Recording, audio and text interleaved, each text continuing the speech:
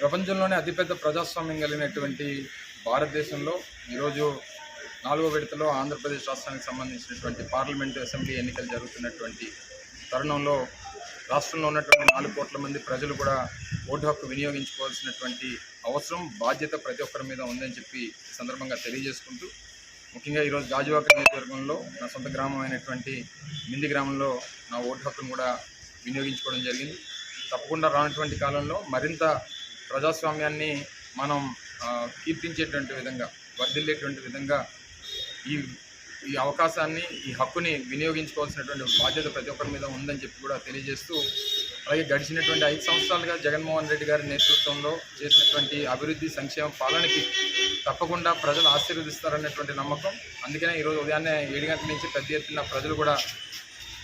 Queue లైన్లో బారులు తీరి ముఖ్యంగా మహిళలు పెద్ద ఎత్తున ఈరోజు ఓటు హక్కు వినియోగించుకునేటువంటి దానికి ముందుకు వస్తూ ఉన్నారు. మరి అందరి ఆశీర్వాదం జగన్మోహన్ రెడ్డి గారికి ఉండాలని, మళ్ళీ రెండోసారి ముఖ్యమంత్రిగా జగన్మోహన్ రెడ్డి గారు బాధ్యతను చేపట్టాలని చెప్పి ఆశిస్తూ ప్రతి ఒక్కరు కూడా ముఖ్యంగా మొదటిసారి ఓటు హక్కు వచ్చినటువంటి వారు